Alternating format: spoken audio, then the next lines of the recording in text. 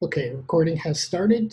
So I want to say thank you for coming and welcome to this topic called Basics of Online Teaching Observation, sponsored by Teak Learning, which is my private consulting company. I do have a partner in the US, so it's the two of us who uh, put these together.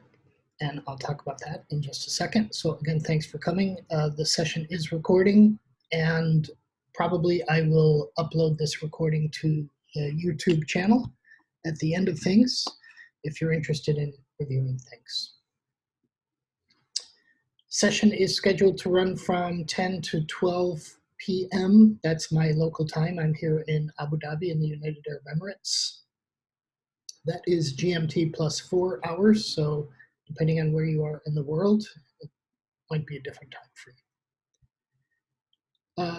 Let me introduce myself. My name is Larry Davies, and I do want to point out the SFHEA. I'm a senior fellow in the Higher Education Academy, which is now called Advance HE. Advance HE is a quasi-governmental agency in the United Kingdom that looks at people, that gives out fellowships to people in higher education to support teaching and learning. Its senior fellowship means that I have managed teachers teaching to help them develop their teaching better and to become better teachers. So this allows me also to do this pretty much worldwide, although my background is I've been a teacher for about 30 years now. Do I look that old? I guess I do. And I have also been a teacher trainer for at least the past 15 years or so, and I've been an online teacher for probably the same time, about 15 years, since about maybe 2003, 2004. So, oh, sorry, that's about 17 years, isn't it? And currently I live and work in Abu Dhabi. My full-time job is at the largest college in the United Arab Emirates, and my job is as a senior specialist of instruction. So I basically work with teachers and train teachers to be better teachers inside of their classroom.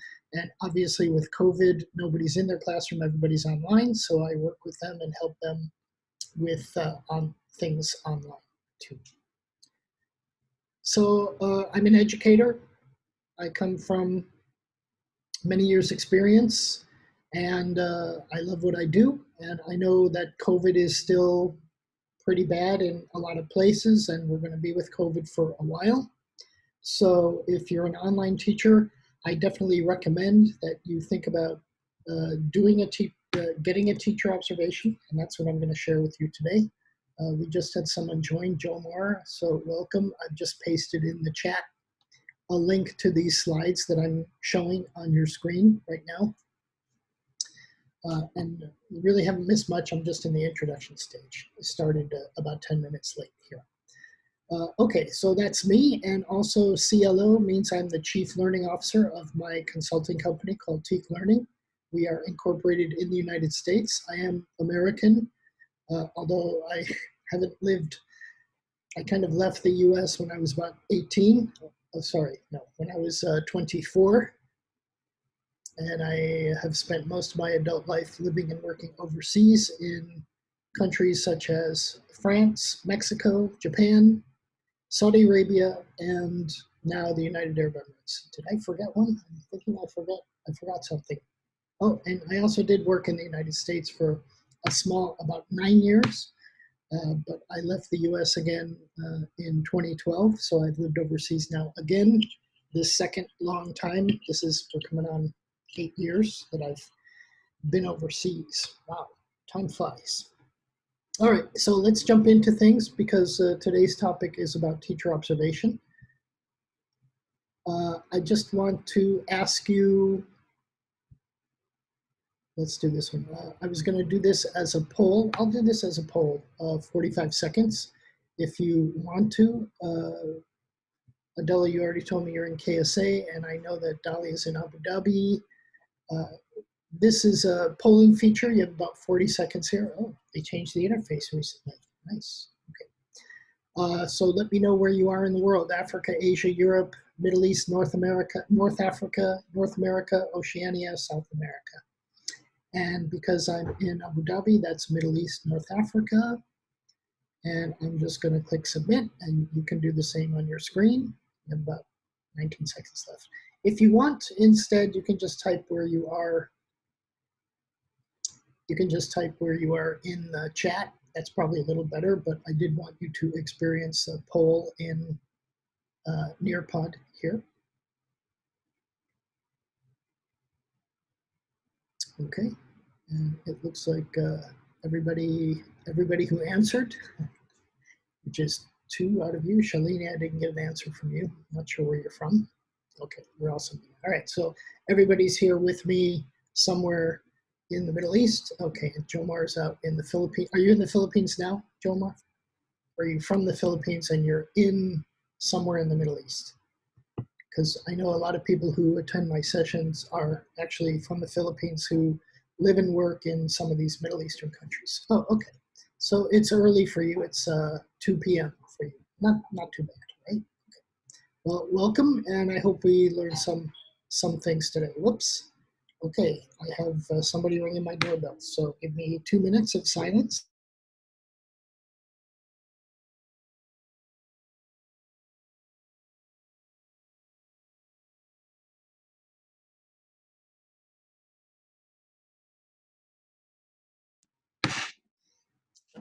That was a mistake doorbell ring.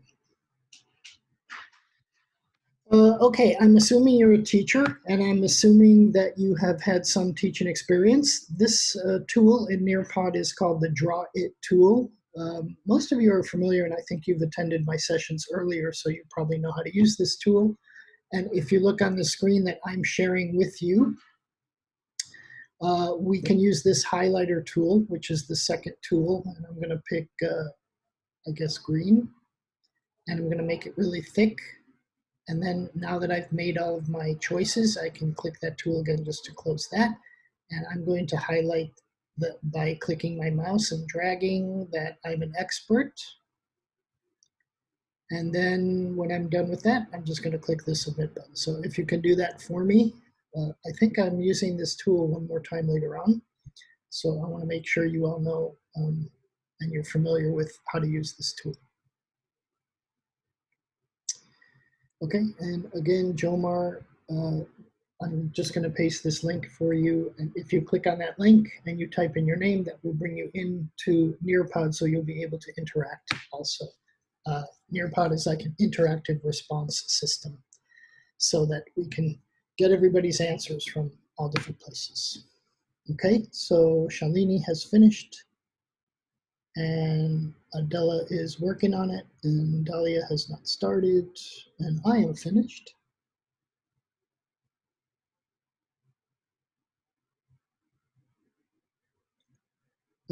Yeah, so when you finish, make sure you click that submit button.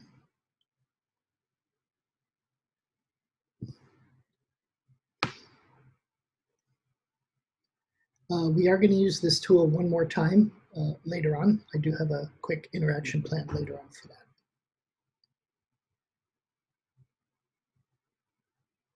Okay, still waiting for Adela and Dahlia.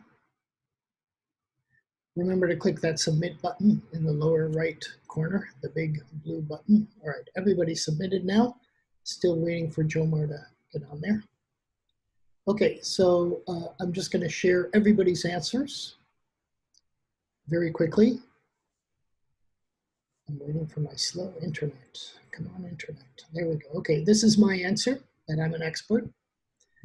The next person has highlighted the apprentice, just starting out in higher ed. I mean, just starting out in online education. My screen is not changing. Oh, I know why. Sorry, I didn't share.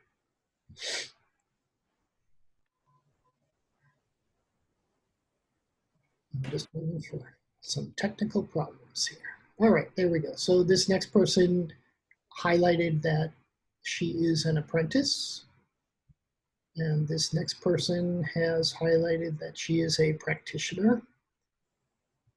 And this next person has also highlighted that she is a practitioner. So we have a couple of you have fairly good experience teaching online, and the other one has a little bit of experience. So at least we don't have any novices today. This is a good thing. All right, so let's start out with this quote. Uh, as I said before, I'm from the US. Baseball, I don't know if you know this sport, baseball. It's popular in the US and some North and South American countries, and it's also popular in the Far East in places like Japan and Korea, but it's not really a world sport. Anyway, Yogi Berra, he was a very famous baseball player, and he used to say very interesting things. And this is one of my favorite quotes from him. He says, "You can observe a lot just by watching." So for me, it's kind of funny that he says this, but because it sounds obvious that, of course, you can observe by watching. This is true, but you have to remember that watching involves looking very carefully for many different things. And if we're talking about observation today, when you are observing a teacher or being observed by a teacher, there are many different things that you might be watching for.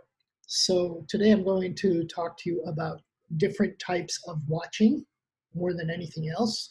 So I do want to thank Yogi Berra for saying this very interesting quote and emphasize that watching isn't just looking, but it's watching is different from looking or observing.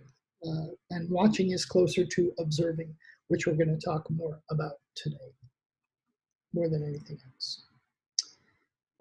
Okay, I see Rania has also joined, so welcome to Rania. We just started maybe about 10 minutes ago, and in the chat, I have pasted a link into the Nearpod interactive slides. There are some interactions going on today. I'm hoping everybody will be interactive and go along with me and do some of the things I say. By the way, also, if you have any questions or any observations or any comments you want to make, you are welcome to type them into the chat. I do keep the chat open, so I'm watching to see if you do have questions, and I will answer them as best I can. Or, of course, you can open up your mic and you can say, "Excuse me, I have something I want to say," and I will stop and I'll let you talk. That's not a problem too. No, you're muted for now just to cut out background noise, but you're always able at the bottom of your screen in Zoom to unmute your mic. That's all the way on the left side of your black bar in Zoom. You can see the mute. So you're welcome to do that at any time. Also, I should say that people tend to join these sessions 20, 30, 40 minutes late. So I will be stopping and welcoming new people and pasting the link a few times to get in there. Okay, so let's think about watching and move on about watching. So I have 4 outcomes for today. Number 1, you'll be able, by the end of the session, hopefully you'll be able to list 4 types of observations and think about them and illustrate practical examples of each of these 4 types. And then I will talk about the process of observation. And hopefully then you will plan some kind of topic that you would like to be observed on. And hopefully you can then talk to some of your fellow teachers and ask them to give you an observation and show them the process and do that with them. Of course, you can do it with me too. We can talk about that outside of this session. All right, so first thing I'm going to do is show you a nice movie. And this movie is called The Six Blind Men. So I want to ask you, and if you can answer yes or no in the chat, are you familiar with the story of the 6 blind men and the elephant? Okay, Adela is familiar with it.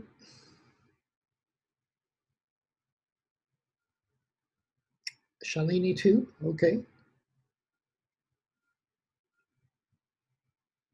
How about the rest of you?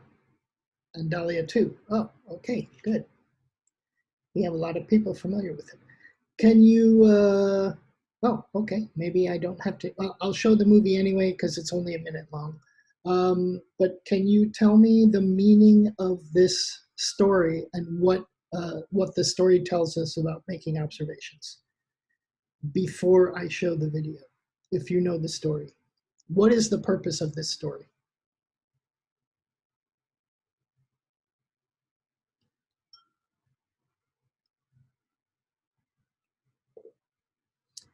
Okay, the story is about different points of view.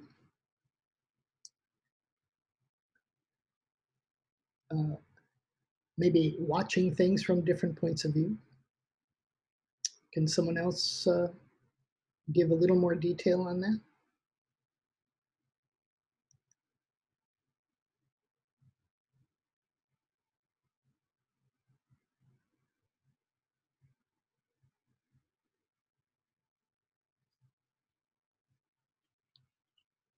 I'm hoping you're typing something. Okay, so blind people conceptualizing based on what they feel. So they feel one thing and automatically a concept pops into their head, right? Okay. Let me play the video. It's only a minute long, and then I'll come back and talk about it. So have a listen.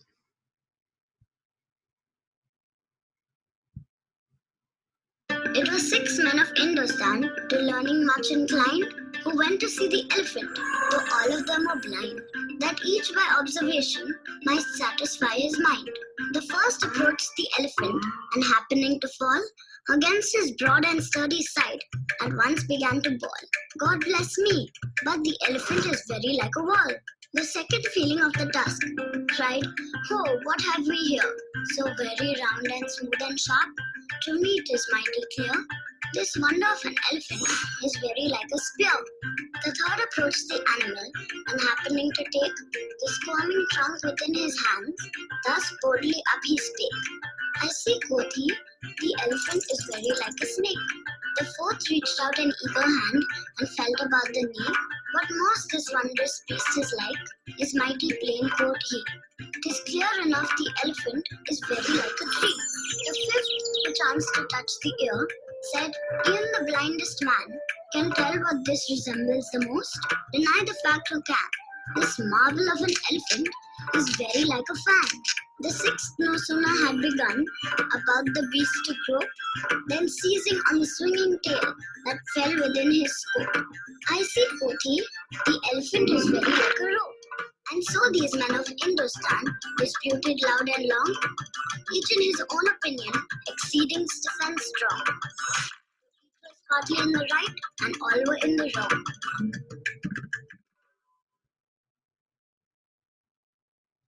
Okay.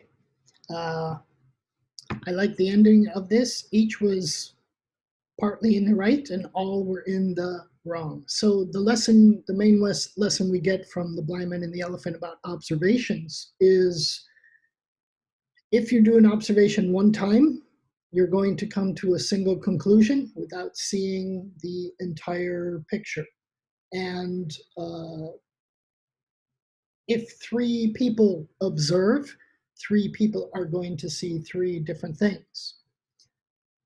So the conceptualization is always different on who sees what at what particular time. So this you need to keep in mind, that observations are not perfect things. They are ways to help you to improve your teaching, though. And I do want to point here, I want to point to just behind me, my background. I have this arrow pointing to the right, and I am going to talk about this, but think about more than anything, moving forward, that observations are here. Uh, Observations are made for you as a teacher to help you to move forward in your practice, in your teaching practice. I think this is the main point of videos like this, and a main point that I want you to keep in mind as you think about these 4 different types of observations that I'm going to talk about today. And so I just want to show you 2 pictures here. So observing is a very interesting thing because, again, if you look at a bowl of soup like this is a bowl of soup with some letters in it, and I think some little red chilies. And sometimes people just see a bowl of soup, and other times people see a lot of patterns. They see things kind of in neat rows and neat lines. When they're looking for this type of pattern, what they're really seeing is this. So one of our main jobs in observation is to try to find a decent pattern. And excuse me, um, when you're observing, I think one of the main things you're looking for is a pattern. And what I like to say is if you see something happen one time, that's just an event. If you see it happening 2 times, you might say that's just a coincidence. But if you see the same thing 3 times or more, now I think you're seeing a pattern. And patterns come in many shapes and many forms, but we need to be looking out for them. So whenever you do an observation, you might ask yourself, what patterns are you finding? And how can you use patterns to better understand your teaching practice if you're the one being observed, or if you're observing someone else, what patterns do you see them doing, and how can that help them improve their teaching practice? And there are many kinds of patterns. For example, probabilities. I'll just read these 8 going across: probabilities, behaviors, similarities, shapes, cycles, sequences, processes, and tendencies. So a probability is something like the likelihood of getting heads if you flip a coin, the probability of getting one side as opposed to the other side. Behaviors, if you're looking for etiquette in certain ways, and especially maybe online behavior of you or online behavior of your students and what you expect to them, you might be looking for some patterns in that. You're looking for similarities, like how towers or spires are designed the same, whether it's a minaret of a mosque or a steeple of a church, whatever. You're looking for similarities in design. And shapes, you look for patterns. It's easy to identify countries by their border outlines. Cycles, the pattern of cycles, such as in nature. Remember that water evaporates and then it comes back as rain, and then it evaporates, it comes back as rain. That goes in a cycle. Or a sequence, which is mainly an order. In this case, I think most of you are women here now, and if you put on makeup in the morning, you do a certain order. You put on some kind of base first, and you put on some rouge. Maybe you do your eyebrows next. So you tend to do that in some kind of order or some kind of sequence. Then processes, how to, for example, convert eggs, flour, and milk into pancakes. Don't forget the sugar and the syrup. And then a tendency, apple tree branches bend lower as the fruit gets larger. So you're looking for tendencies, again, maybe among your students or what you do. So think about these different types of patterns that you might look for when you're doing an observation. Finding these patterns is important because one of the main purposes of observation is what I call action research. And action research is the cycle of learning and improving something. And action research can be applied to almost anything. And in this case, action research, we're going to apply it to teaching observation, and we're going to apply it to the improvement of your classroom practice, and especially your online teaching practice. And this action research comes in 3 steps, which I like to put in this big triangle, which you're seeing on your screen. And the first step is the what step, and the second step is the so what step, and the third step is the now what step. And after you finish the now what step, you start again with the what step. And you go around and around in a cycle. So this is this type of research pattern is a cyclical pattern that you want to adopt when you observe. So what, and now what? What do these 3 things mean? Well, basically, I like to think of it in this way, that these are 3 simple questions. When you're doing observation, the first thing you're going to look at is what actually happened in your online class, for example. If you're observing, you'll want to ask the question, what did I just experience? And at the end of a class, whether you're observing yourself, which you can do, or observing other people, which you can do, or you're being observed by someone, you want to first recall the actual physical time-based events of that class. So what did I just experience? Well, I opened the classroom today with a greeting. I asked people where they were from. Then I showed a movie, but before the movie, I asked people if they knew the story, and everybody already knew the story, but I played the movie anyway to make a point. So you go through what you do in a class. You try to recall everything, the entire class, all the events of the class. And the reason you're doing that, of course, is to look for patterns, but you're also going to then move on to the next important question. So what? Why is it important that I recalled all these things? Why did I do these things in this particular order? What was important about that? And then this question that I have here, I think is the most important question of all. What are the implications of what I just experienced on what I want to achieve through the observation? So you're not just doing an observation to be observed, you're doing something to improve yourself more than anything else. And a lot of that depends on who's doing the observation and why the observation is being done. And again, I'll talk about these 4 types in a second. But after you have thought about what happened, now you want to think about, so what? Why is this important? What are the implications? Once you've thought about why it's important that you did what you did, now you can move into the now what stage. And the now what stage is, this question is the best. What will I do next based on these implications? In other words, now that I've done something and thought about it and thought about why it's important and what implications it has, here are some changes I can make and try the next time I'm going to do this. So in the now what stage, this is where you're looking into the future and planning the next thing. And then once you get to that next thing, you start your cycle again with experiencing it, reflecting on it, and making a plan to change it. And if you can keep this cycle going, you're going to see that you'll move from a novice to I forgot my 4 stages. A novice to, I forgot the second stage, and then a practitioner to an expert. So you always want to keep improving and master your skill of teaching online. We're thinking here in terms of mastery. You can always get better. You don't have to be the best. You just do observations to improve yourself more than anything else.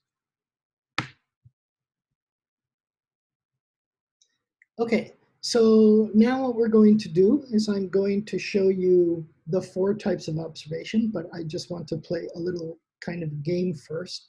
So what you're going to see here, and you're just going to have a minute to do this, you're going to see 4 pictures. One of the pictures is going to be this arrow. I don't know if you can see me pointing at that. One is the arrow. There are 3 other pictures.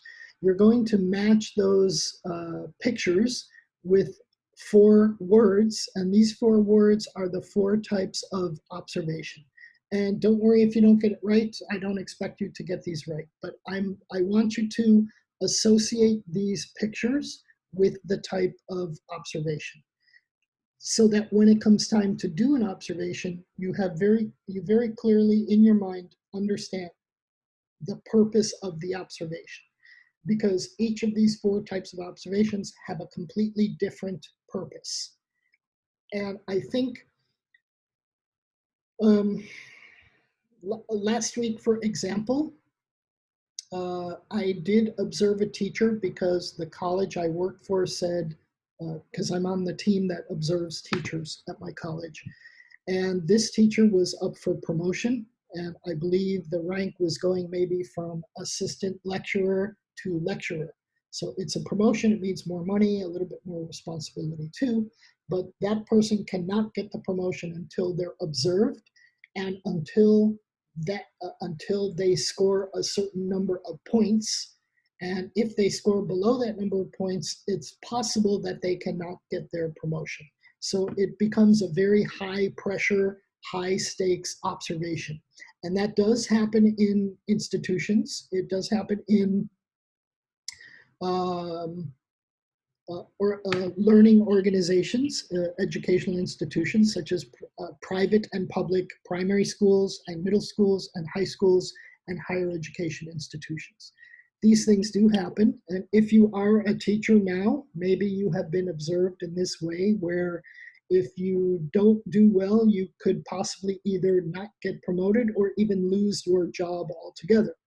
And that's one of 4 types of observations, right? And I promise you also, that's not this arrow type of observation we're talking about. So you're just gonna have 1 minute to match the picture with the type of observation. And again, if you get it wrong, don't worry, because we're gonna talk about these 4 types, okay?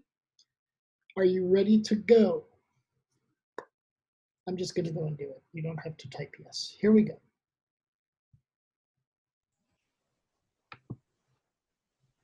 Okay, again, just 1 minute. And if you want to look on my screen, you can. These are the 4 pictures: research, development, evaluation, training. There's an arrow, there's a checkbox, there's a question mark, and there are some gears. So which one of the pictures goes with which of the words? So I'm not necessarily going to do this right, but you want to click on a picture first and then click on a word. And if you see a red X, it means you're wrong. So you can try again. Oh, there's a green. All right. And you just do this and match it this way. You'll get it right eventually.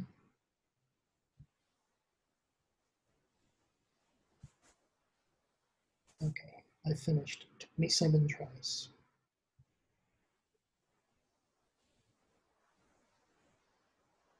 Okay. Adela and Dahlia, you got it exactly right the first time.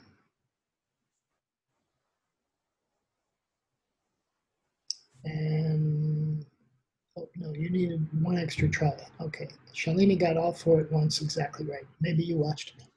Oh, and for the rest of you, I guess you're still not in Nearpod. No, we're not. For my other 2 people here, I'm just going to paste this Nearpod link again. I'm not sure if you're having problems getting in there. Okay, so we're going to talk about these 4 types now. So I do want to talk, for me, it's very important that the graphic matches the type of observation. So I want you to look carefully and consider these. So there are 4 types of observation: observation for training, observation for development, observation for evaluation, and observation for research. So I will repeat myself here, but the story of the teacher who I observed last week to get promotion, that is what we call the observation for evaluation.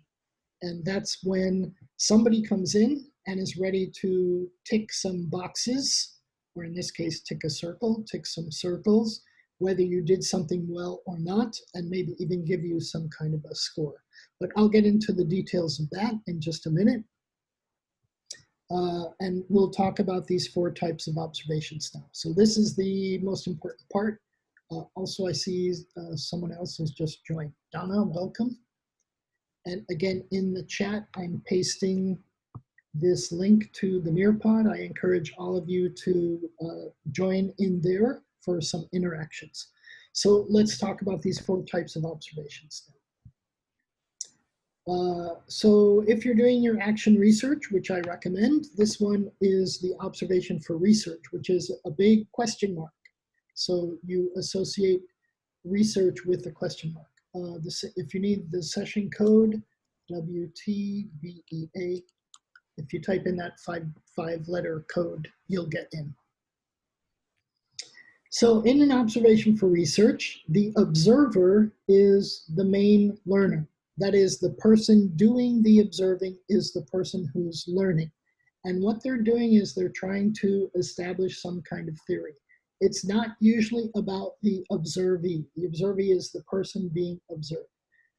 Observer focus is probably unknown by the observee. And after the observation, post-observation results are usually written by the observer and they're published at a later date, and they're not usually done for the benefit of the observing. So there might be a time, and I would just think of this as a researcher. A researcher might be coming into your class. They're not necessarily looking at you. They might be looking at student response rates. There are many, many different things that researchers could be looking for. So if if your school headmaster or principal says to you, we have someone coming in to observe your class, it doesn't necessarily mean they're observing you. It just means they're coming in there to get some kind of data for some theory that they have about something. Um, I really like doing this type of research. I like looking at teachers, and some things that I look at more than anything are things like the way teachers will ask questions, or the way they give feedback to their students. And I am going to talk about feedback a little later. There are a lot of small things that I might be looking for, but I'm not there to judge the teacher. I'm just there to get data so that I can see if there's a larger pattern among teachers in the effectiveness of the questions they use in a class, for example. So if you do experience this type of observation as a teacher with someone coming in to observe you, they might just be there doing research, and they're going to publish the research later on in a journal or article, and um, they might even, before they come and observe your class, they might say, I'm just doing a research project, and if you give me your email address when I publish it, I'll send you the results so you can see what I was observing. They might even tell you what they're researching, which is okay. And then it's up to you if you want them in your class or not. Also, I think if you have that option, and usually researchers, again, they're not there to make you worry about doing your job in the right way. They're just looking for certain patterns that are important for them.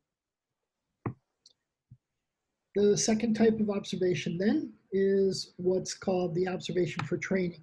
And if you think of training as being a kind of a gear in a machine, when you enter an institution as a teacher, the institution usually, let's say it's again a college like where I work, the college administration wants you to know some basic things about how to be successful as a teacher in their organization, because larger organizations, if we think of them as machines and you think of yourself as one of these cogs in the machine, you want to make sure that everybody's working in a nice synchronicity with each other. So that usually requires being trained to do things in a certain way. So an observation for training is usually, the focus is usually predetermined by the observer. Again, the person coming in to observe you, they're going to tell you what they're looking for. And the other purpose then is for them to correct the way you're doing things. So it might be that you're required to take attendance at the very beginning of class, and they're there to make sure you know how to do that. Where I work now, we use a learning management system online, and the teachers take attendance online. And so they have someone come in and watch them and make sure that they're doing that in the correct way so that they can gather the attendance in the correct way. So this is usually about skilled practitioner behavior. It's not always a managerial thing. Sometimes it's helping you to teach the subject you're teaching in a better way, and to make you aware where all of the information is that you have to give to the students, and make sure that the activities you do with them are activities that align with the learning outcomes in the class or the course. So this type of observer trainer, we can call them trainer as expert, they're going to be the ones who observe, and then usually right after the observation, they will talk to you. Maybe they will give you a form with a checklist on things that you need to improve, or they will sit with you and give you some guidance on some things you need to do differently or better. So their main job is to make sure you become a better part of the whole institution and that you're doing your job in a proper way so that there aren't any problems going off into the future. So if you think of them as trainer, as expert, and they're focused on skilled practitioner behavior, this is very different from a researcher who's just coming in just to get some data on who's doing what. So this is the second type of observation. The third type of observation is the type that I told you about the story with last week with the teacher, and I came in and I had a score sheet and I had a set of criteria that I was looking at. So observation for evaluation, just think of it as a big checkbox or tick box, whatever you want to call it. It's used to judge the observing. This is a judgment observation. And it's usually part of a decision-making process by an institution, in my case, my college, to guide strategic staff development planning. In the case of my college, that teacher wanted a promotion. If we had given her a low score, she would have possibly not been promoted. So we're in a very powerful position as observers because we're giving her scores and evaluating her performance. This is a basic performance evaluation observation. And these observations are usually multi-focused and they use complex checklists. The rubric we used with this teacher had 4 sets of criteria under one category, 5 sets of criteria under the second category, and 3 sets of criteria under a third category. So they were aware of the categories, they were aware of higher or lower scores, they were aware of what they needed to do to get higher scores. And then it was a live performance, so we watched and we scored as she was doing the teaching. Afterwards, feedback is given usually from the observer to the observee, the person who is observing to the person who is being observed. And it's best in face-to-face, although it can be written, and it's even better than best to have it written and to have face-to-face. And actually with this teacher, we gave her the score form and she did fine in her observation. She passed. We recommended she does get promoted, so that was good, but I'm sure it was a little bit high pressure for her doing the observation, knowing that this was the observation that would decide whether she was getting her promotion or not. And then later in the week, I talked to her about a couple of things and I actually gave her some advice, but then I saw what I observed, then I became a blind man in the elephant because what I thought I observed was completely wrong from what was happening. And it was good that I talked to her afterwards. And I said, that's okay, I don't need to change your score because we already gave you a passing score, but I had given you a lower score on this, but I was wrong because what I thought I saw was not what I saw. So even these observations for evaluations can be flawed. And the best way to do it, I think now after this past experience, and I'm doing the what, so what, now what, is before doing the score, I want to interview and then give the score. I want to interview about some things I saw just to make sure that what I saw was what I saw. Remember, you can observe a lot by watching, you can see a lot by watching, but it helps, especially when people are being evaluated, to ask them why they did what they did, and then you can give them a score based on a certain thing. Okay, and then we have our last type of observation, and now again I'm going to point over my shoulder to the arrow because this one is the one that I think is the most important of the 4, the observation for development. And in the observation for development, if you're doing action research and if you're a teacher and you want to improve your practice, here's the process. You decide, the observee decides how to use the observer, me, and her observations, okay, or his observations, in this case, me. Whoops, sorry. Let me go back, I hit that accidentally. The observee decides how to use the observer and her observations, usually to develop a single focus of practice, but it can be multi-focused. And then the post-observation discussions are led by the observee. So if you are a teacher and you want to improve something, you might say to me, Larry, can you come and observe me? Because I want to be able to improve, for example, the way I ask my questions to my students. I notice of myself, my pattern is to ask many closed-ended questions, meaning I ask too many yes-no questions. And I say, do you understand to my students a lot? Do you understand? Do you understand? Do you understand?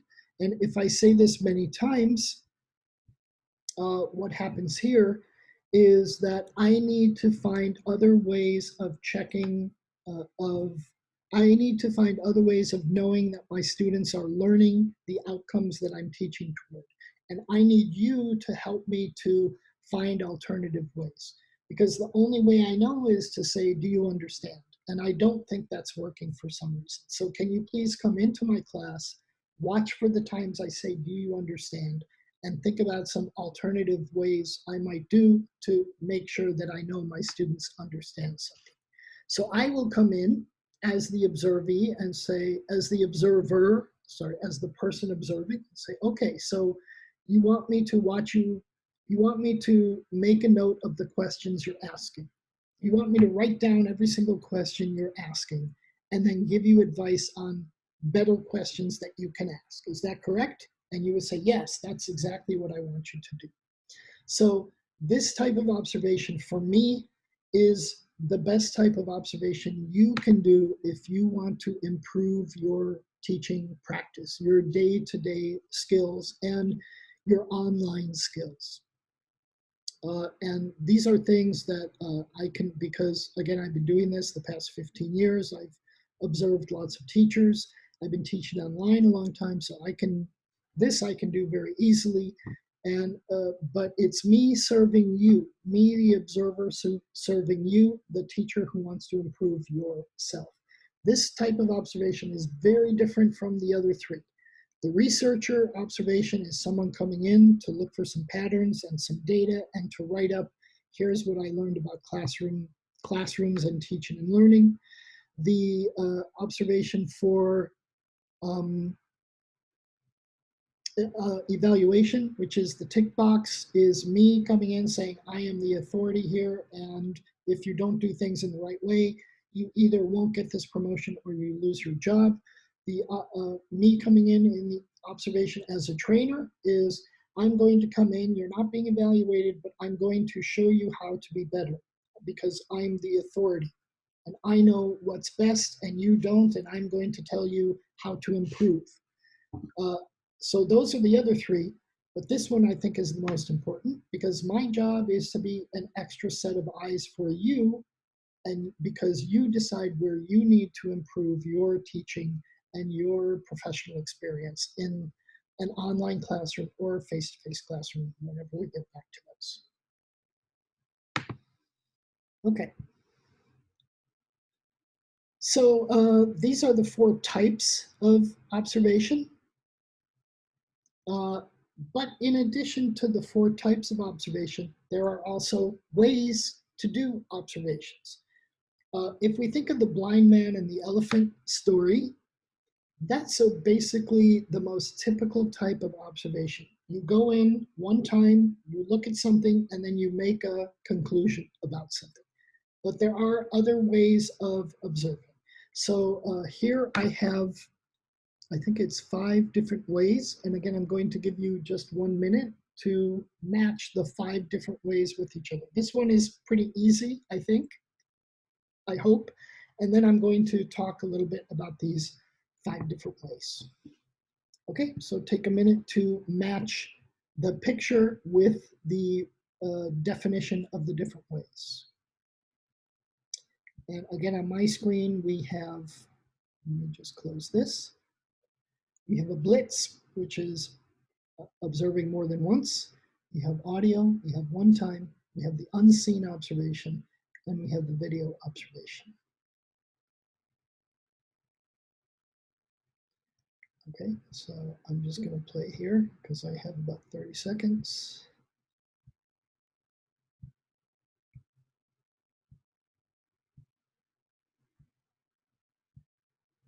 I got everything right.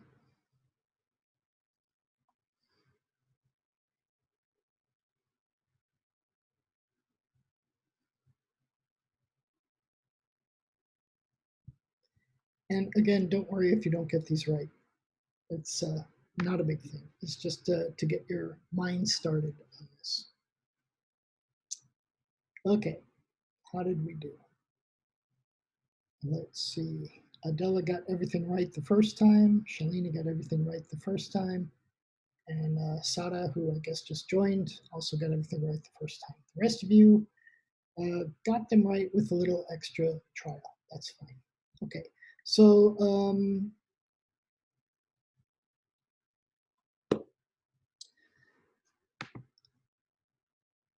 okay, I have some other, I have some new people joining also.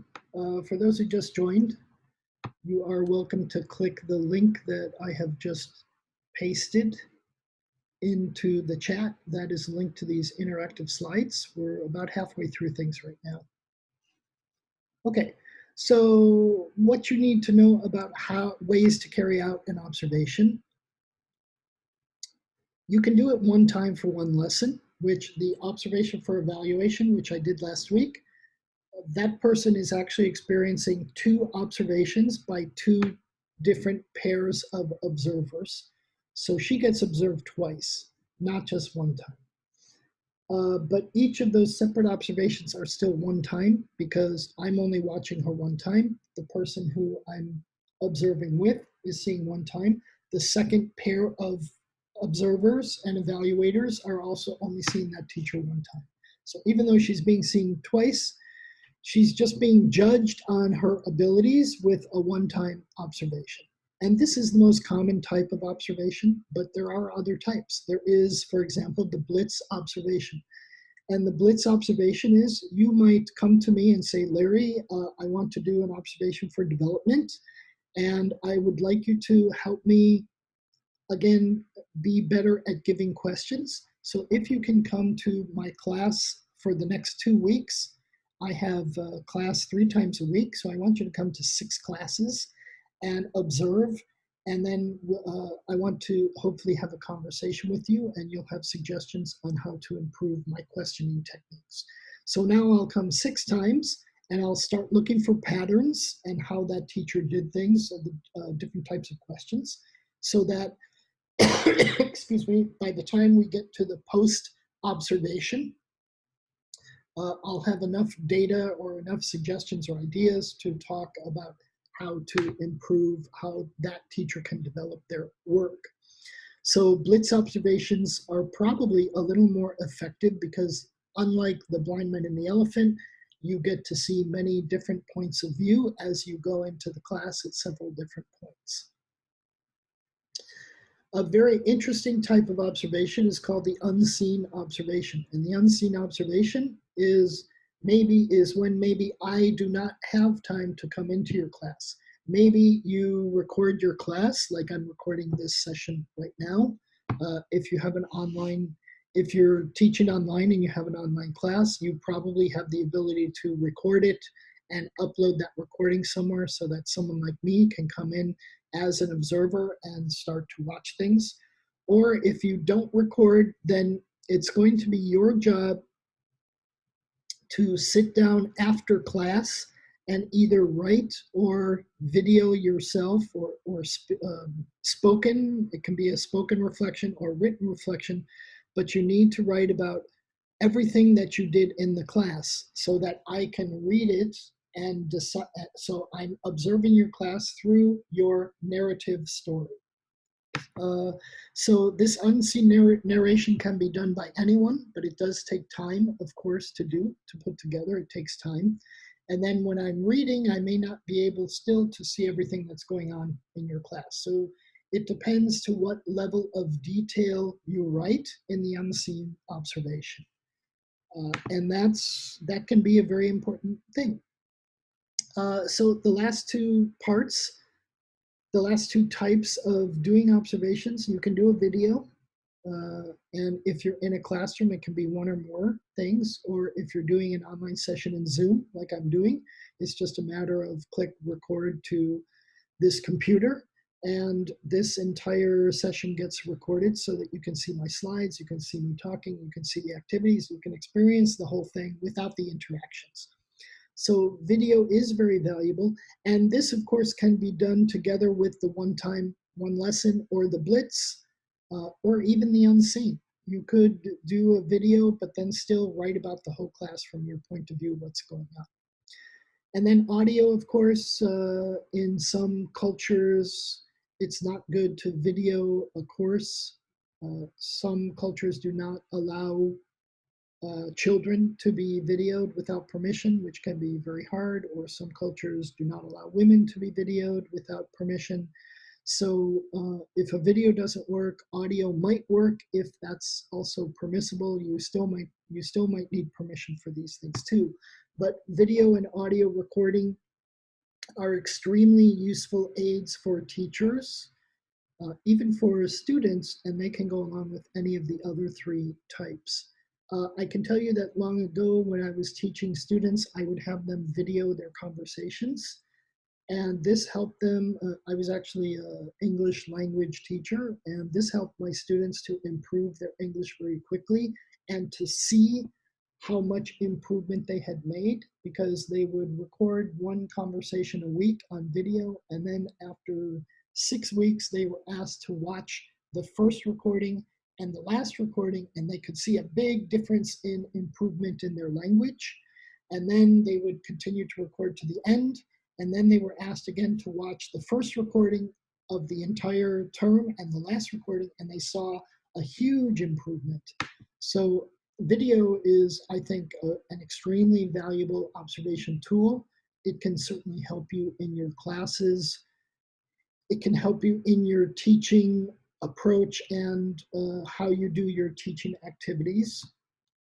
And I would definitely employ the use of video, especially if you're going through one term and you're trying to improve something about your teaching, to record yourself. Not, it doesn't have to be every class, but maybe once a week to record your teaching so that after a 10, 12, 14, or 16-week term, you can look at the beginning and look at the end and see what I think would probably be a very big difference in your teaching. So that's a really good system. And so these 5 types work for observation for research. If a researcher is doing it, they could do it this way. It works in observation for training, the same 5. They might be used in a slightly different way, but they will be there. And again, for evaluation, same thing. It can be used in a variety of ways. And finally, observation for development. I think this is probably the most important one. If you ask me to help you out, I would definitely employ either a video or audio, and probably a blitz type with an unseen. So you can use a combination of any of these to help get the basic data you need to talk about improving yourself. If it's an observation for development, I would definitely say don't do a one-time, one lesson observation for development. This is something that's really a long-term thing. And I would say video is probably one of your best tools for this if you want to do it for yourself and have someone look in on you every once in a while. You could do all this by yourself. You could be, if you do video, you become both the observer and the observee. So that's not necessarily a bad thing. You could have someone like me come in and be an initial guide and trainer to help you do a self-observation also in order to improve yourself. So there are a lot of different ways to approach this. No one way is going to work perfectly, but they will all work for themselves. Now there is, okay, let me, actually I'm gonna stop here for just a second. Just go back, okay. I want to see how you're doing right now. I'm not really doing any interactions. I've been talking. I want to see if you have any observations right now, or any comments or any questions that you might have about this information so far. And if you feel like good and you're ready to move on, just say, I'm good, or let's go, or next. or ready or no questions.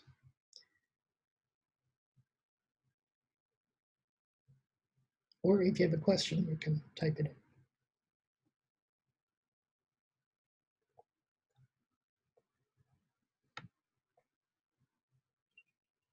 And one, let's go.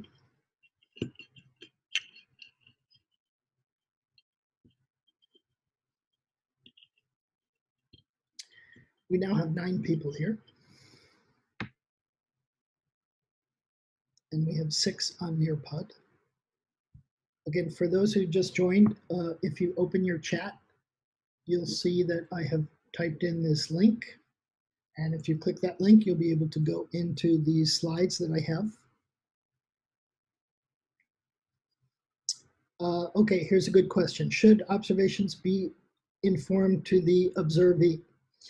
The answer to this is absolutely dependent on the organization that you're in and the type of observation that you're doing. So as an example, the observation for evaluation that I did last week, I sent an email to the professor who was being observed. I said, hello, I am the first observer of 2 teams, and we're going to observe you at 2 different times. One time, we're going to pre-arrange a time that we're going to meet, but your second observation is going to be a surprise visit from the second team. So for this first observation, please send us a lesson plan and please tell me a good class and time that we can come in and observe. So we were very much upfront about the observation and what was going to happen. Some organizations might decide they're going to give you an observation for evaluation and always unannounced. And one day, surprise, here we are in the class and we have our check boxes ready. And if you don't do good, you're going to lose your job. Some organizations do that. I don't think that's the best way. I think that's a pretty bad way, actually.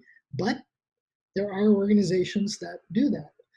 In my opinion, the best way is to encourage teachers to seek out observation for development more than anything, because they are in control then of the observation and what gets observed and what needs to be developed. And that's, I think, as it should be. And again, that's why I have the arrow on my title slide, Basics of Teaching, Online Teaching Observation. I am a strong advocate that you as a teacher should always be seeking to improve yourself. That's why you're here with me, I think. I mean, yes, I'm doing this for free right now too, but also you want to improve your teaching, and you know that teaching observation is one way of doing that. It's a great professional development move, and I highly encourage it. And institutions and organizations should encourage their teachers to self-observe or seek out observation, or even have a team that does these kinds of observation for development. So that's my answer for Shalini, your first one. And Dahlia asked me, are we going to get the session recorded? This one I'm going to, as soon as I'm done with the session, the recording needs to process, and I'll try to pop this up on YouTube so that people can have another look at this one.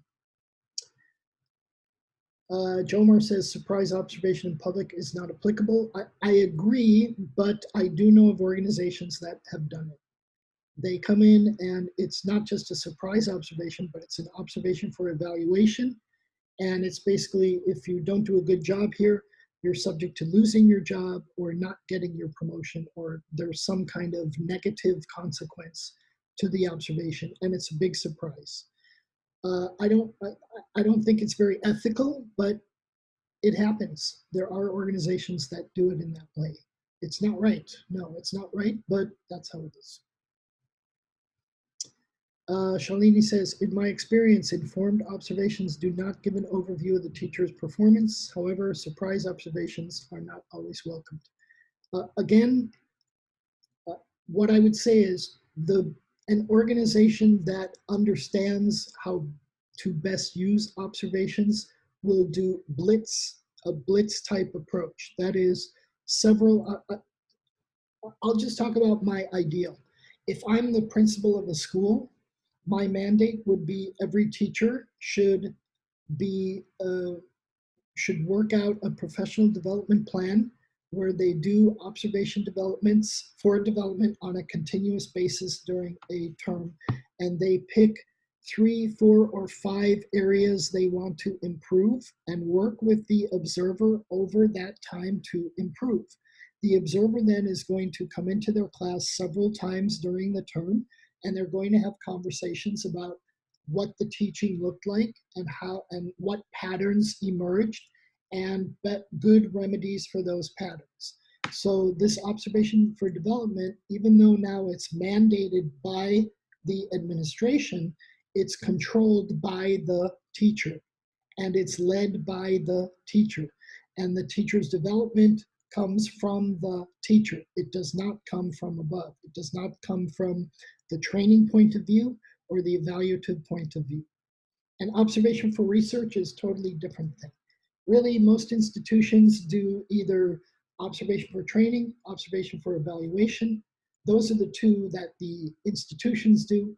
Observation for development should be encouraged, but again, that comes from the teacher who wants to improve.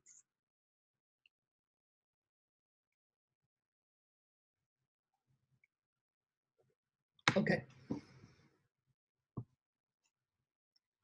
That's if I was the boss, but I'm not the boss. That's how I'd like to do it. Okay. So the process for doing observations, the entire process, is exactly the same for these 4 types of observations. And think of it as the road to being observed. And there are usually 4 steps. So I've written the detailed steps. So for these next 4 slides, the only difference is the wording in the 4 steps. But the first step to an observation is always the what of the action research, experiencing something. And then steps 2 and 3 are usually the so what part of this action research process. And then step 4 is usually the now what of the process. So I hope you can see that in that map.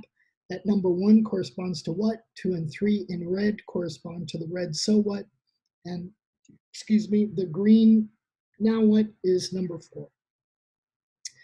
So I'm going to read all of the words on each of these slides. It's a lot of words, but I think it's good. So in step 1, there's always the pre-observation planning. Before you go into the observation, you should plan. And the planning usually involves the researcher identifying a specific research focus area and then getting permission to do the observation for research with the observee, including dates and times. That's the only preparation needed for research. The researcher deciding the topic and agreeing on a time that they can observe. And then step 2, there is the actual teaching where observation can happen and the observer can reflect. The observer can collect and prepare the notes, and they prepare the session reflection. In fact, the observee does nothing in an observation for research. This is all on the observer. And then step 3, the researcher might want to research the teacher they observed, and in that case, then they would ask that observee to participate in some kind of follow-up research. Again, it maybe has nothing to do with the person being observed because this is observation for research. And then the researcher, the observer, is identifying specific findings that seem significant. Then in the last step 4, they finalize the summary report. They look at future goals for research, and they write up a paper and maybe submit it to a journal, etc. And maybe they will contact that observee again in the future to observe for some other observation for research. Okay, sorry, Jomar says public schools in the Philippines observe teachers 4 times for the school year, and I would assume that they're observation for evaluation more than anything. Are you doing things right? If not, you lose your job. Is it these type of observation? They get scored, and maybe it depends on, the score then depends on if they keep their job, if they get a raise or promotion, or something like that. I would assume that it's something to that effect. Okay, then the observation for training. Remember, this is the trainer as the expert coming in and telling you how to improve yourself. So the pre-observation planning, again, the trainer would contact you if you're being observed and discusses the topic that you're going to be trained on. They get your permission to do the observation for training, and then they get your lesson plans or other materials because they're going to talk about those things too. Then the day of the observation comes, number 2, and they observe you and you observe yourself. You both prepare some kind of reflection after the lesson, and then after the lesson, you move on to number 3. You have a debriefing session. The trainer is the one who leads the session, and they give you the option to participate in the discussion, or they might just say, here's your feedback. You did this wrong, this wrong, this wrong. You need to improve this, this, this, this. Good luck to you, goodbye. And that's step 3. And then step 4, usually the observer finalizes it. They write a report. They might give it to the administration and say, here's what I did with this person, and here is what I identified where they need to improve. And then they could have identified future goals for training, and then they might schedule the next session so they can train you more on what you didn't do well when they observed you the first time, and hopefully you have improved and you're doing the thing that they're expecting you to do, because they are training you, they are the experts, they are telling you what to do and how to improve yourself. The observation for evaluation is, again, it's similar. The evaluator contacts the observee. They give you the protocols, the score sheets on how you're going to be evaluated. Then they arrange the date and time with you, and they ask you for things like lesson plans and other materials that they can look at before you do the observation. Then during the observation, step 2, they observe, they score, they write feedback. It's usually a one-time thing. Sometimes there's a second session done by another pair of evaluators. This step 2 can be different by institution, how they do it. It might just be that one person comes in one time and that's your evaluation for the year. In the Philippines, we can see in public schools, somebody comes in 4 times during the year. Is it the same person? I don't know. How long do they come in? What are they scoring for? I don't know these things. Jomar knows better, but that's okay. You don't have to tell me everything that goes on there. And then in step 3, the evaluation comes. The observer has given you a score. They tell you what you did right, what you did wrong. Sometimes it's verbal, sometimes it's written, sometimes it's both. And the feedback usually identifies things that are significant and maybe sometimes notes for improvement. Number 3, again, depends on the institution and how the feedback needs to come in. Then step 4, this process is repeated whenever needed to meet the institutional needs. And these updates come always from top down. It's always top management doing step 4 on the next steps. After they've observed all teachers, some group makes a decision somewhere how the next set of observations are going to happen. And then in, oh, did I miss my observation for development? Yes, I did. Okay. And in observation for development, which again is what I recommend the most, you might contact me. You might send me lesson plans, reviews. You can tell me specifically what you want me to be looking for when I observe you. And we agree on time and date to carry out the observation. We do the observation together, or I could watch a recording. If I can't make a live session, I could just watch a recording of your session. And I collect notes, and you collect notes. We both collect notes. And we get ready to talk about it in step 3. And in step 3, it's you, the teacher, who wants to improve yourself, who starts the session and say, here's what I want to talk about today. Please tell me what in your notes had to do with that thing that I want to know. And then we have some kind of discussion. Again, it's led by you, and we identify actions that seem significant from what the observation is. And then the next steps usually come from you, the observee. You compile things together. You might be writing a report for your institution, or you might just be doing it to improve on your own. That's fine. You should identify some kind of future goals for more observations, and then contact me again and say, I'd like another observation for development. If you can, let's work together on that. Okay, so even though they are similar processes, who does what is different at different times, and the purpose for them doing that thing is also different from time to time, right? Okay.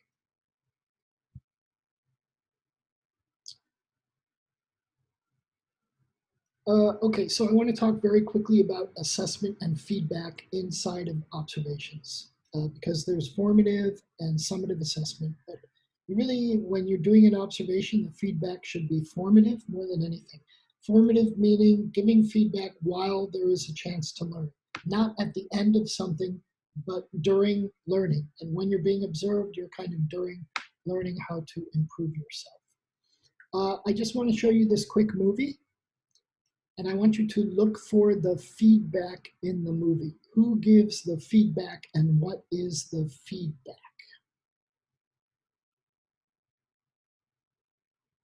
Okay, so again, this is a 1-minute movie. There are two people talking to each other. Listen carefully to what they say. And I would say to you, there's feedback given in this movie. So listen for the feedback and who gives the feedback and what is the feedback. Okay, here we go.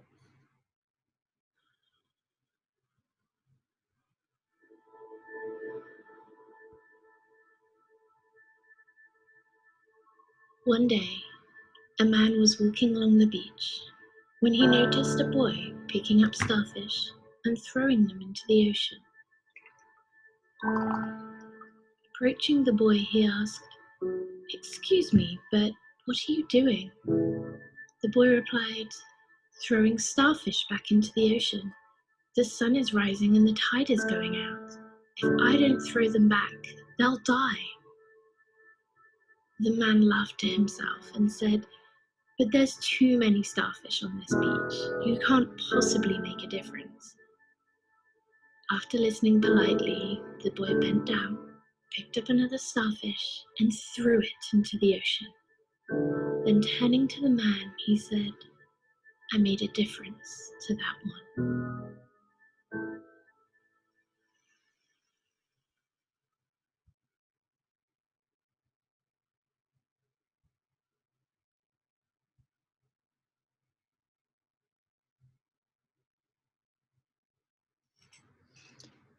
Okay, so hopefully you heard some feedback statements there. And if you can write them in here on your screen, just at the bottom, you can click at the share screen. I'm showing you on my share screen right now.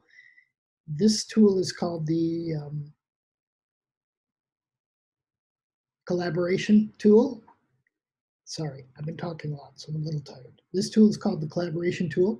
And if you click on the bottom, you're able to type in some words, and then you can click this post button. So think about this movie that you just saw, this 1-minute movie, and write down the feedback that you heard. And maybe specifically, what did the man say?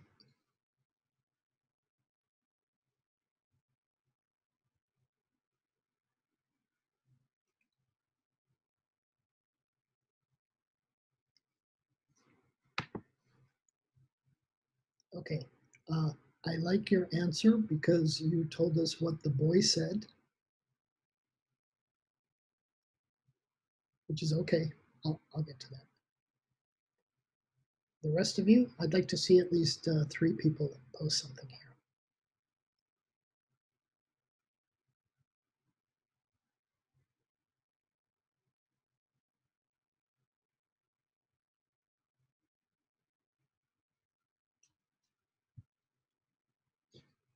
Okay, this is good. So actually, in this movie, there were 2 types of feedback.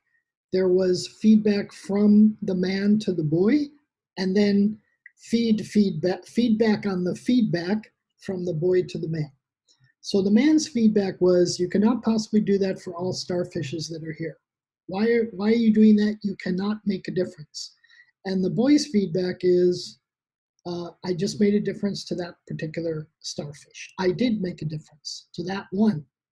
So these are two types of feedback that are there all the time. So my purpose for this one is to tell you that, again, just as with the blind man and the elephant, be careful what you see. You might not see what you're supposed to see, because if you only see one way, the feedback you give is only going to be one way. So I think this man suffers from the six blind man syndrome of only seeing things in one way, and the boy's counter feedback is actually better to this man that, well, wait, you didn't see everything about why I'm doing what I'm doing. So my main point of this is be really careful with your feedback. Also, if you are an observer, be careful what you say to the observee. And I'm saying this for the second reason, because when I gave my feedback last week, I was like the man. I saw the wrong thing and was giving feedback on the wrong thing. I've been doing this a long time, but I still make mistakes too, and I don't see the big picture. And when the teacher I observed told me why she did things in that way, I was like, oh, okay, I see. I saw it exactly in the wrong way. This is the danger of a one-time this is the danger of a one-time observation, and this is the danger of feedback, of observing for evaluation and scoring before interviewing the person being observed.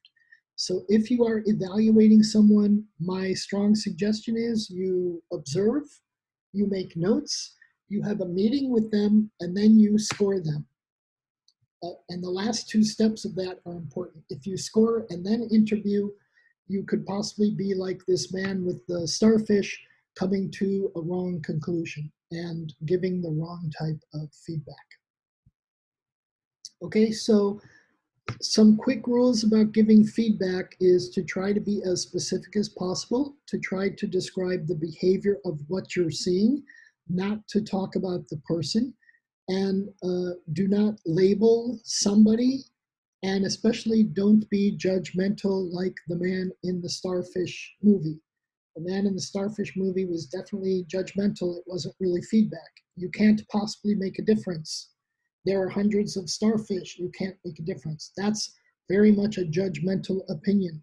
You want to avoid those and avoid being personal too. And what I'll say is, for me, this is also a very important slide. When you give feedback, you want to think of this thing called the feedback sandwich. You might have heard of the feedback sandwich where say something nice, give the real feedback, then say something nice again. This type of feedback sandwich, but I disagree with that type of sandwich for many reasons that I'm not going into. This for me is the proper way. Here's what I saw you do. When you did that certain thing X, Y happened. When you did something, something else happened. Whether it's negative or positive doesn't matter. This is a neutral observation. So I advise you to try Z. What do you think about my advice? So this was actually the approach I did with the person who I observed last week. And she said, well, so my observation was you did this review quiz. Many students with the review got this question wrong. More than 50% got this question wrong, but you didn't address that they got it wrong. You didn't try to give the right answer to the more than 50% that didn't get it. And you did this out of 10 questions. At least 5 of those 10 questions, more than 50% of the students got the concept wrong. Why didn't you? My advice is you need to stop and teach at that point. So I think you didn't do formative assessment in a good way in this way. This was my judgment to her, and she responded, oh, the reason why I didn't do that was those questions were mainly diagnostic questions, and the next teacher teaching the next lesson is going to address those wrong answers. So I didn't do it this time. I was just getting the data. The other teacher is going to do that in the next session. So I stood back and I said, oh, okay, here I was making the judgment, and I didn't observe, I didn't see what I needed to see. She had done things exactly the way she was supposed to be doing, asking quick questions, getting some quick answers, taking that data, handing it on to the next teacher. So be very careful with how you do your feedback, but make sure you describe the behaviors and maybe make a suggestion and asking, what do you think? So when I asked her, what do you think? She gave me the reason why she did what she did. And things turned out fine. And we were both happy. And I said, don't worry, even though I gave you a score of 3 points and a score of 4 points as passing, you still passed the overall observation. So don't worry about it. We understand each other now. And I apologize for that low mark, which I gave you by mistake by not questioning you before I gave you the score. I learned a lot this past week too. Okay, I'm going to give you just a little over a minute, and I want you to look at these statements. And if you see a statement that is feedback, I want you to circle it. We used this tool before. This is the draw it tool that we used in the beginning. But we'll do this later. Sorry, I should read Apo A71 wrote, the boy did not lose his initiative to help Starfish even after hearing the negative feedback from the man. And again, the reason he didn't is because he helped the man understand why he was doing what he was doing, because the man made a judgment. And so again, you have to be careful about judging. Okay, so we have here, I prepared 5 statements that you might do with teachers or students, that you might hear a teacher say with students, or if, anyway, read the statements and decide which ones are actual feedback statements and which ones are judgments or things that really aren't feedback. And remember, with feedback, you're being specific and you're talking about behaviors, not the person themselves. And you're just going to have a little over 1 minute to do this activity, and then we'll talk about them. Ready?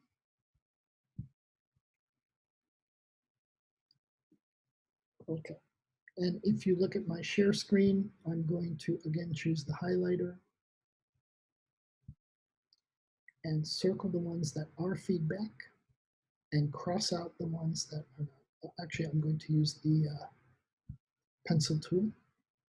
It'll be a thick pencil. I'm going to use red.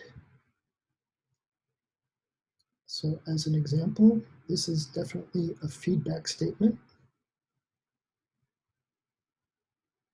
And this one down here is definitely personal. So I'm just gonna cross it out like this. And I'm do this for all 5 statements. I'm just gonna do 2. You have 30 seconds left.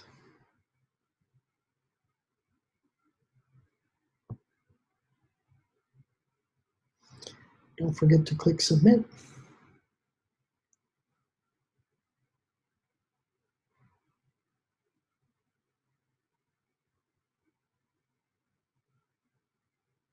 Circle the feedback, cross out the not feedback.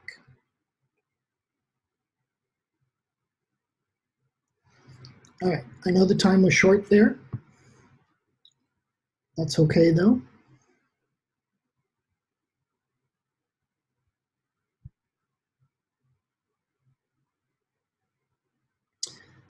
This person underlined the feedback, and I'm assuming this one you underlined as feedback, and this one is feedback. You didn't want to put in effort. Are you sure you know what you're doing? You are disorganized. Okay, so if you circled this green one and this green one, you are correct. And the other 3 are not feedback because the other 3 are very personal statements.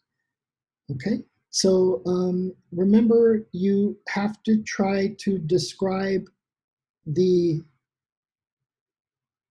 behavior. So in this case, your fellow learners gained energy when you used a clear voice and a lot of gestures. So using a clear voice and a lot of gestures, this is a behavior you're describing. And then Y, that's the X of when you did X, Y happened. And Y happened is your fellow learners gained energy. And then you might suggest something even with this type of feedback. You might say, this is good. And next time, also try to do, I'm trying to think of a good example.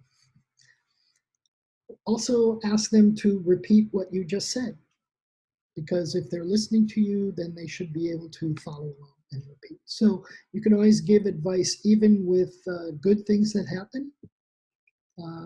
And again, the purpose of your feedback is to get people to know what the goal they're striving for is and where they are along that goal. So you're there to help them reach that goal through the feedback. So I don't want to go that deeply into feedback. Just that's more of a superficial thing. And I'm going to skip over this activity just because of time. We don't really have time for that. So pretty much because we don't have time, that's about all I want to say for today. We looked at the 4 different types of observation, and we hopefully I gave you enough examples for each that you can carry them out. We also looked at the process for carrying out observation, and I think, a lot of suggestions for you on when and where to do the types of observation, and to be very aware of the differences in the types of observation too, so that when your school comes in and say, we're going to observe you, and your first question can be, well, what type of observation is it? Is it a research observation? Is it for training me? Is it for my personal development, or are you evaluating me? So now you'll be able to ask them about the 4 varieties, and you say, well, are they coming in only one time? Is it several times? Am I going to be videotaped or audio taped? Is there going to be some kind of feedback afterwards? You'll be able to ask a lot of these questions to make sure that the observations benefit you, unless they're research observations. If they're observations for research, they have nothing to do with you and your class. There's just a researcher coming in. But the other 3 have a chance to benefit you in some way, and you should push your administration and organization to make sure that it's there for your benefit and your improvement more than anything. And I hope after today's session, you'll be able to talk a little more intelligently about that with the administration you're working with. Okay, and one last thing I want to do is just to get a little feedback from you, and I want to give you 3 minutes to write this. And I have 3 questions about today's session, because we are at the end. And the 3 questions are right here. Well, they're right here. What about today's session? What worked best? And the second question, what would you do differently? And the third question, what surprised you about today's session? So if you can just take 2.5 minutes to write some things. And Shalini, I will answer your question after we do the feedback. And Donna, I will also read your statement and talk about that. But please take about 2.5 minutes to think about today's session that we just went through, and let me know what you think. What worked best today? What would you do differently? And what surprised you?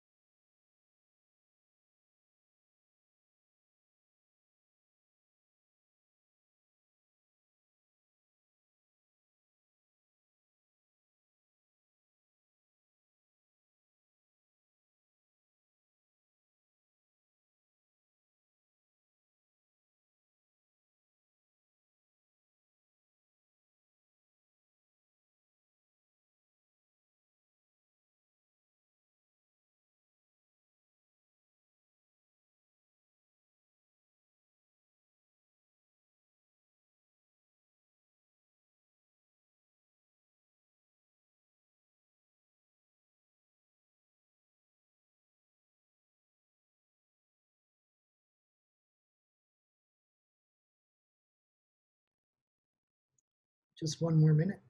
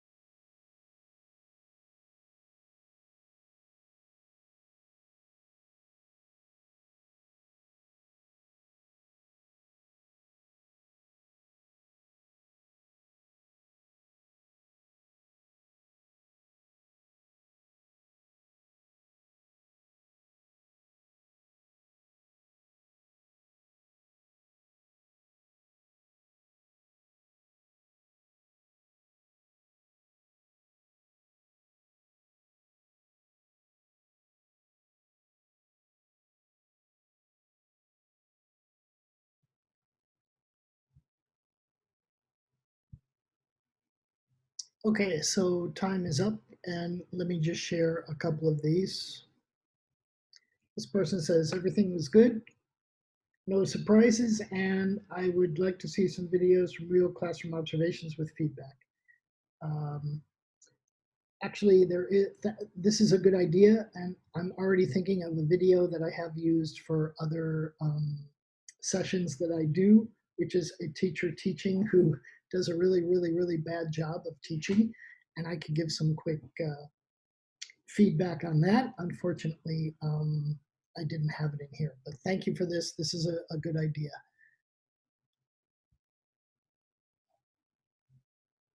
This person said, I didn't know about the 4 different types of observation earlier. I learned that. This is a good thing. Make sure you are clear with your administration when they observe you, find out what type it is. If they're only coming in to evaluate you, I would say this is where you need to be an advocate of your institution to support observations for development more than anything. And again, I'm just pointing at the arrow above me. This is the symbol for development. Development means moving forward, improving your practice, becoming a better teacher.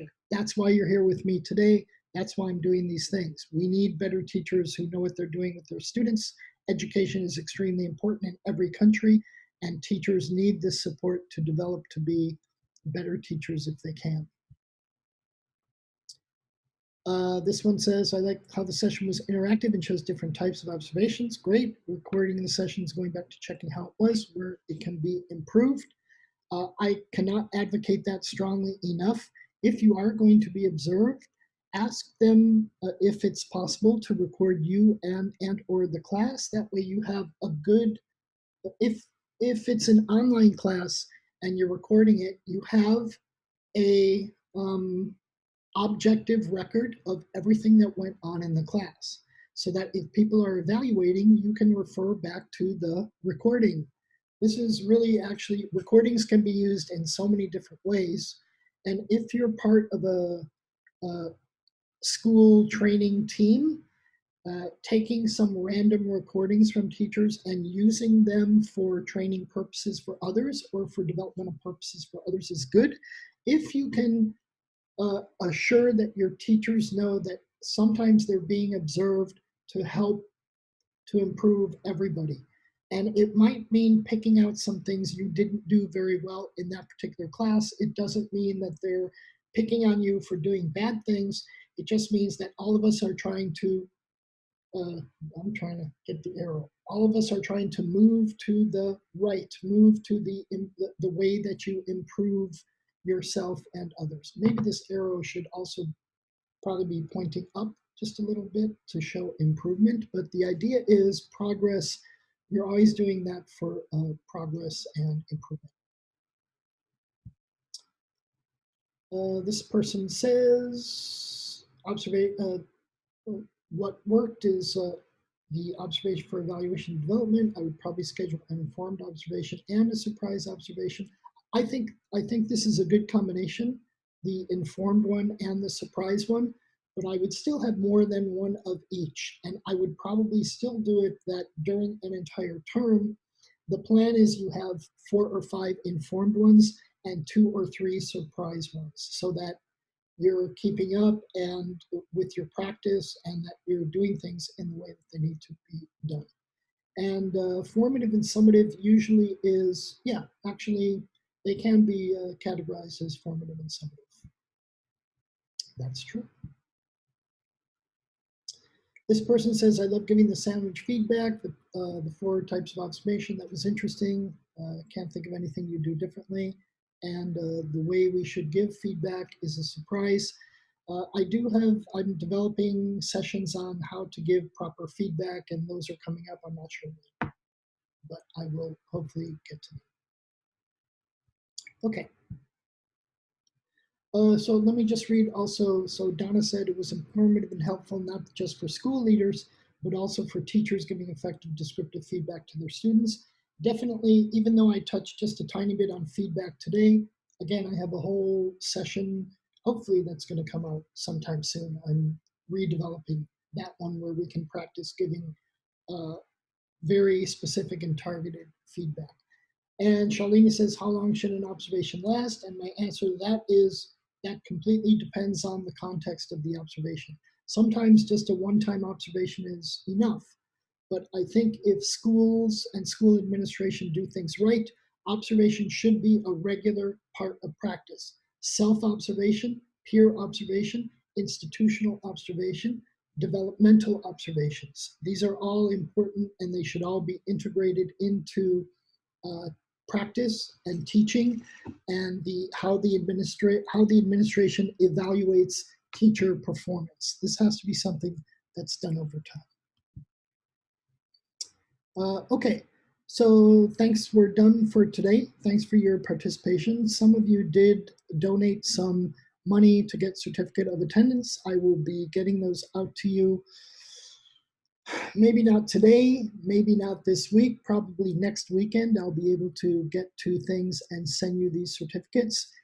You are welcome to nudge me if you don't see a certificate of attendance. And please, again, my email address is larrydavies@teaklearning.org. Okay, that's there in the chat. Please do feel like poking me if you don't get your certificate of attendance for this session. If you want me to observe you, I can, but I don't do free observations. So if you can arrange for your administration, I'll be happy to come in and do some observation for development for you. That would be wonderful. Have them contact me. Again, same email address. And we can set some things up and I can negotiate the price of those kind of things. Note, coming up at 14:30, which is about 2.5 hours from now, a session on basics of teaching and learning, part 1. I did this once before and it turned into 3 hours, so I'm cutting it in half. And part 1, we're going to look at what is cognition and what is motivation and ways to deal with those in teaching and learning. Also coming up on Sunday, July 5th, basics of the growth mindset. Although this past week I can't even talk about it. I'm reconsidering this one. I have to really reconsider this one. But growth mindset, I'm scheduling for Sunday, July 5th, which is a week from Sunday. And then 2 weeks from today, we have the basics of mind mapping coming up at 11 a.m. my time. Right now it's 12 o'clock my time. So starting an hour earlier from now, but 2 weeks from now. And then I will have another session on that day, which is part 2 of basics of teaching and learning, where we talk about emotional intelligence and assessment. And that will be at 5 p.m. GMT +4, my local Abu Dhabi time. I'm in Abu Dhabi in the United Arab Emirates in the Middle East. GMT, Greenwich Mean Time +4, or UTC +4, however you call it. So I hope you, if you go to the website, teaklearning.eventbrite.com, I'm going to type that into teaklearning.eventbrite.com. That's in the chat. You'll see there. However, these upcoming sessions, I'm limiting free seats to the first 5. I'm trying to price things so that you just pay a little bit of money to me and I can send you a certificate of attendance. I'm asking really for $6 US, which I think is affordable for just about anybody. And I would really, I don't really want to push it too hard, but I have put in a lot of work on putting this stuff together and I'm really asking for a very simple donation for that. I appreciate that. Or in lieu of that, just tell your other teachers or colleagues or friends to come join my sessions and to make a small donation. There are discounts for bigger donations on that too, right? Okay. That's all. Thank you for coming today. Hopefully many of you are signed up for 2.5 hours from now for the next session. And if I don't see you then, I'm sure I'll see you in the future. Thanks and bye.